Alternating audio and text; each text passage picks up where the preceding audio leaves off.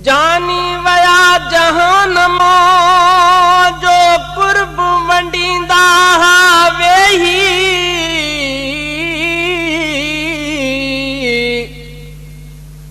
जानी वया जहानमा जो कुर्ब वंडींदा वेही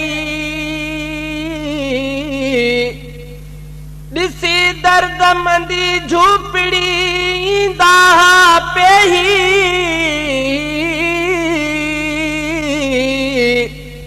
हाणे सईद प्या मिड़ई जो खडू खोटन प्या भौन ले कुर्ब व्यो काल पैजी भाव खां बेजार थी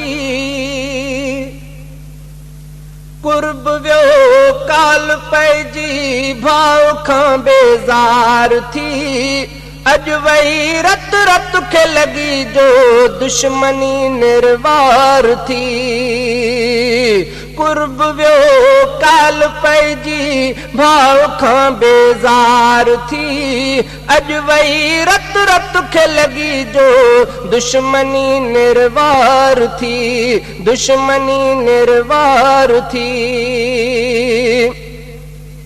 अहिड़ी वही का वाघुली को स्यूं जो दिलियूं थियूं गरम अहिड़ी वही का वाघुली को स्यूं जो दिलियूं थियूं गरम वही कुराबत मां महबत वही कुराबत मां महबत सिक सचाई गार थी अज वही रत रत खे लगी जो दुश्मनी निर्वार थी कुर्ब व्यो काल पैजी भाव खां बेजार थी अज वही रत रत खे लगी जो दुश्मनी निर्वार थी कुर्ब व्यो काल पैजी भाव खां बेजार थी अज वही रत रत खे लगी जो दुश्मनी निर्वार थी दुश्मनी निर्वार थी हर को दिल में प्यो दुखे कोई नथो कहीं खे दसे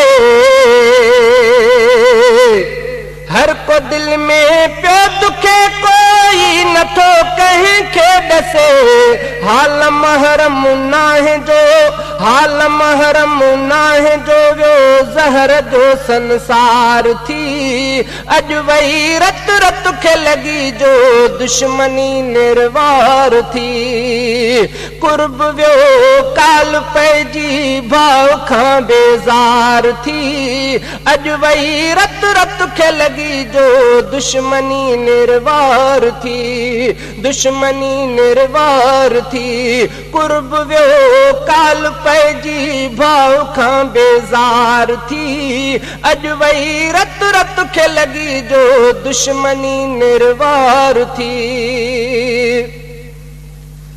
दिल हसद सां आभरल बाहर ज़ुबां मिठीड़ी हले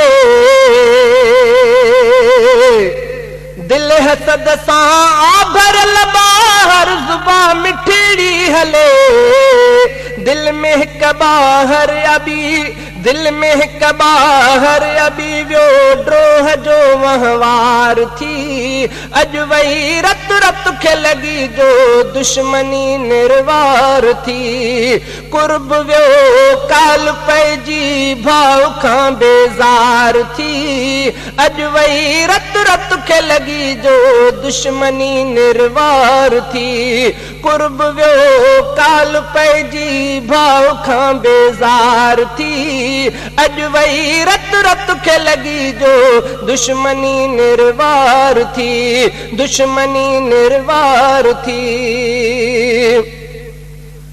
भरवसे जहिड़ो नथो को दोस्त या साथी लभे भरवसे जहिड़ो नथो को दोस्त या साथी लभे तारे मतलब वींदो हर को, तार मतलब वींदो हर को, वक़्त गद्दार थी। अज वही रत रत खे लगी जो दुश्मनी निर्वार थी। कुर्ब वियो काल पैजी भाव खां बेज़ार थी। कुर्ब वियो काल पैजी भाव खां बेज़ार थी। अज वही रत रत खे लगी जो दुश्मनी निर्वार थी। दुश्मनी निर्वार थी। ॾिस हिदायत की नथी कहीं के वणे हिन दौर में। ॾिस हिदायत की नथी कहीं के वणे हिन दौर में।